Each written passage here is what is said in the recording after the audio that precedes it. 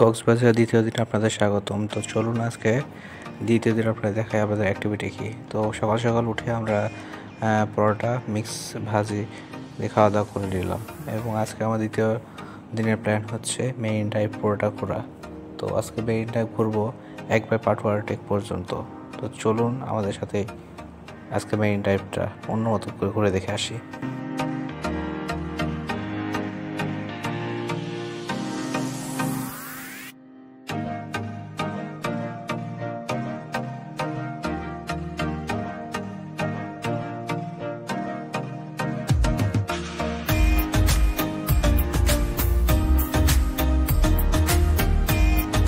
প্রথম স্পট আমাদের হিমছড়ি। তো হিমছড়িতে চলে আসলাম এবং হিমছড়িতে উঠতে আপনাদের টিকিট লাগবে পার পিস 35 টাকা করে। পাশে আপনি হিমছড়ি পাহাড়ে উঠতে পারবেন এবং পাশে একটি ঝর্ণা রয়েছে, আপনারা দুইটি দেখতে পারবেন। হ্যালো গাইস, এটা হচ্ছে ডে 2 কক্সবাজারে। তো আজকে মেইন ড্রাইভ রোডে আমরা স্টে করতেছি, দেখতেছি। তো আজকে মেইন ড্রাইভ প্রথম স্পট হচ্ছে হিমছড়ি। তো হিমছড়িতে উঠতেছি, অনেক বড় পাহাড়, হেঁপে যাচ্ছে এখনই। আগে যে পাহাড় ট্রেকিং করতে পারতাম এখন তাও তো পারি না, এই কারণে সময় থাকতে ঘুরতে হয়। আরও যখন বড় হয়ে যাবো তখন আরও পারবো না, এই কারণে আপনার ছোটো বয়সে ঘুরে নেবেন ভাই, না হলে লাইফে ঘুরতে পারবেন না। অনেক বড় পাহাড়। তো চলুন।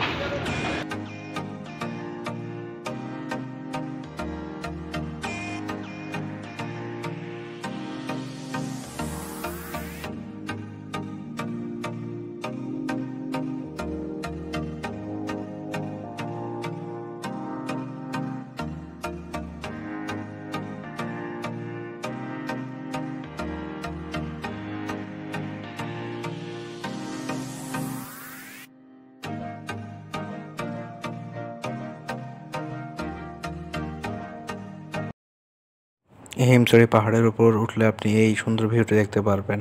পাহাড় থেকে সমুদ্র দেখার মজাটা আলাদা। আপনারা যদি হিমছড়ি পাহাড়ে না উঠেন তাহলে এই ভিউটা পারবেন না। শত কোটি টাকার ভিউ। আপনাকে ইয়াং বয়সে এই ঘোরাঘুরিগুলো করে নিতে হবে, বয়স হয়ে গেলে এইগুলো আর ট্রেকিং করতে পারবেন না। আর এখানে অনেক সতর্কতা বার্তা দেওয়া রয়েছে যেগুলো আপনারা মেনে চলবেন। আর উপরে উঠলে এখানে দেখতে পারবেন আই লাভ হিমছড়ি। এখানে আপনারা ছবি তুলতে পারবেন। এখানে ডিএসএলআর ক্যামেরা ভাড়া করার আগে অবশ্যই দরদাম করে নেবেন, কারণ এরা অতিরিক্ত দাম চেয়ে থাকে। এই কারণে আপনারা এগুলো একেবারে কথাবার্তা ফাইনাল করে ছবি উঠাবেন, না হলে আপনারা এখানে অনেক হেনস্থার শিকার হতে পারেন। যাই হোক, এরকম ভিউ দেখলে আপনার পাহাড়ে ওঠার সমস্ত ক্লান্তি দূর হয়ে যাবে। তো পাশে একটি ঝর্ণা রয়েছে, হিমছড়ি ঝর্ণা, এটি আপনি দেখতে পারবেন। এটি হচ্ছে আরেকটা রাস্তা। হ্যালো গাইস, এটা হচ্ছে সেকেন্ড স্পট, এটা হচ্ছে লাল কাঁকড়া বিচ। তো আপনারা যদি হিমছড়িতে আসেন অবশ্যই এই লাল কাঁকড়া বিচটা দেখে যাবেন। আজকে প্রচণ্ড রোদ, যার কারণে অনেক গরম করতেছে। আপনারা চাইলে এই লাল কাঁকড়া বিচটা দেখে যাবেন, অনেক সুন্দর। মেইন ড্রাইভের যেগুলো স্পট আছে তার মধ্যে অন্যতম হচ্ছে এই লাল কাঁকড়া বিচ। তো সুন্দর একটা সাঁকো দিছে, এই সাঁকো দিয়ে হেঁটে ওই পার হয়ে আপনাকে যেতে হবে। চলুন।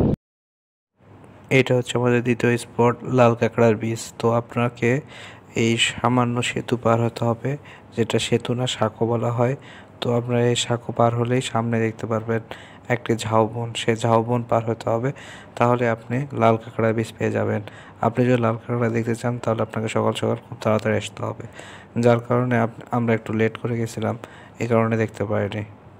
তো চলুন লাল কাঁকড়া বিচটা আমরা একটু দেখে আসি।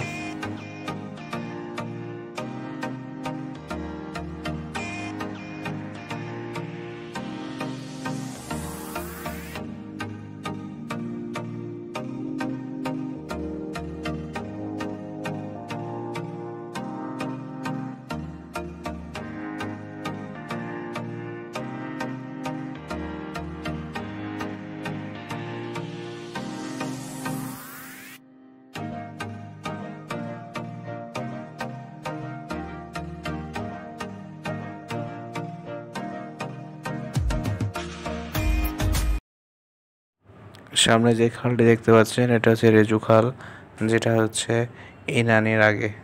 আর অবশ্যই বলে রাখা ভালো, এই খালটি সেনাবাহিনী দ্বারা নিয়ন্ত্রিত। হ্যালো গাইস, এটা হচ্ছে 3 নম্বর স্পট। এটা হচ্ছে ইনানি বিচ। এটাও একটি অন্যতম পর্যটক কেন্দ্র আপনার কক্সবাজারের। তো চলে আসলাম ইনানি বিচে। আর ইনানি বিচে চাম্পার ঘাট আছে, সেখানে আপনারা সুন্দর সুন্দর ছবি তুলতে পারবেন। এখানে সূর্য অস্ত্র দেখতে ভালো লাগে। দেখি যাওয়ার সময় সূর্য অস্ত্র দেখার ট্রাই করবো, যদিও কিন্তু এটা মোটামুটি অনেক ভালো দেখা।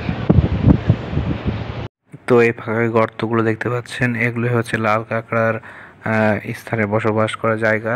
তো এগুলো যদি বের হয় তাহলে আপনারা সেই লাল কাঁকড়া দেখতে পারবেন।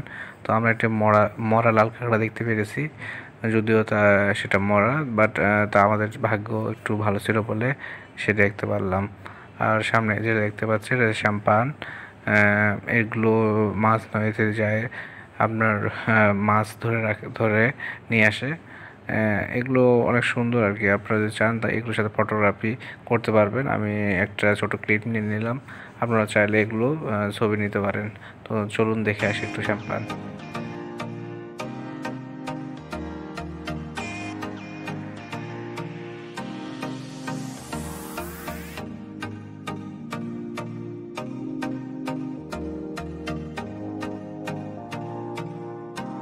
এটি হচ্ছে জেটি ঘাট। এর মাধ্যমে, অর্থাৎ এই ঘাটের মাধ্যমে বিভিন্ন বড় বড় জাহাজগুলো সেন্ট মার্টিনের উদ্দেশ্যে ছেড়ে যায়। এখন অফ সিজনাল, যে কারণে সেন্ট মার্টিন বন্ধ রয়েছে। যখন সিজনাল টাইম, যখন সেন্ট মার্টিন খোলা থাকে, তখন এর মাধ্যমে, অর্থাৎ এই ব্রিজের মাধ্যমেই যেতে পারবেন। আপনারা মেরিন ড্রাইভে আসলে শুধু একমাত্র এক পাশে সমুদ্র, আরেক পাশে পাহাড়ের ভিউ পাবেন। বাংলাদেশে একমাত্র এটাই মেন সড়ক, যেটার মাধ্যমে সমুদ্র এবং পাহাড়ে ভিউ পাবেন। তো গাইস, এখন চলে আসলাম পাটুয়ার টেক। এখন পাটুয়ার টেক আপনাদের দেখাচ্ছি, চলুন। এটি হচ্ছে পাটুয়ার টেক। আপনারা যদি কক্সবাজার ডলফিন মোড় থেকে আসেন তাহলে প্রায় 35 থেকে 40 কিলোমিটার দূরে অবস্থিত এই পাটুয়ার টেকটি। পাটুয়ার টেকের বিশেষত্ব হচ্ছে এখানে কোরাল পাথর পাওয়া যায়, যেগুলো মৃত, বাট কোরাল পাথর পাওয়া যায়। তাও আপনারা যদি কোরাল জীবিত পাথর চান তাহলে সেটা আপনাকে সেন্ট মার্টিন যেতে হবে, এবং সেখানে আপনি সব কোরাল জীবিত পাথর দেখতে পারবেন। তো চলুন আমরা পাটুয়ার টেক সমুদ্র সৈকতটা একটু ঘুরে দেখি।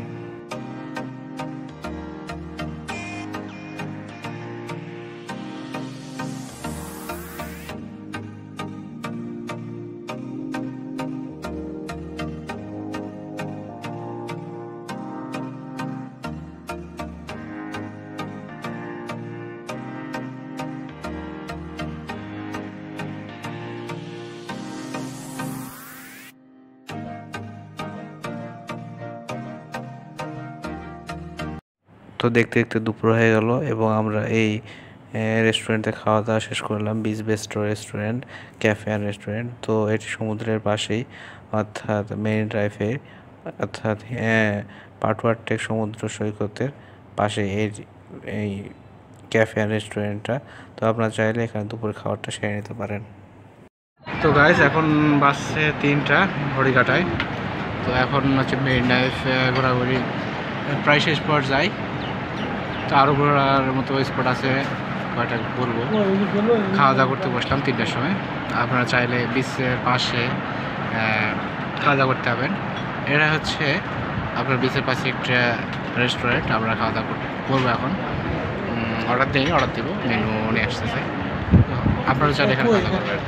তো দুপুরে ভাত, রূপচাঁদার মাছ এবং ডাল নিয়েছিলাম, যেটা পার পিস কস্ট হয়েছিল। তো গাইস, এখন বাজতেছে 4টা, 4:30 পার হচ্ছে 4:42। তো এই সময় চলে আসলাম মিনি বান্দরবনে। তো আপনারা যদি চান এই জায়গাটায় ঘুরে যাবেন, এটিও অনেক সুন্দর একটা জায়গা। তো চলুন মিনি বান্দরবনটা আমরা ঘুরে আসি।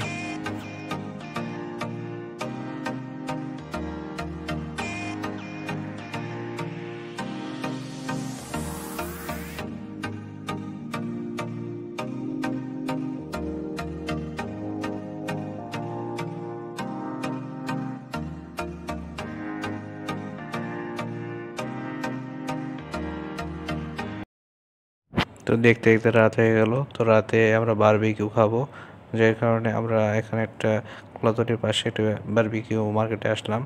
তো এখানে আমরা বারবিকিউ নিয়েছিলাম 2 জনের জন্য।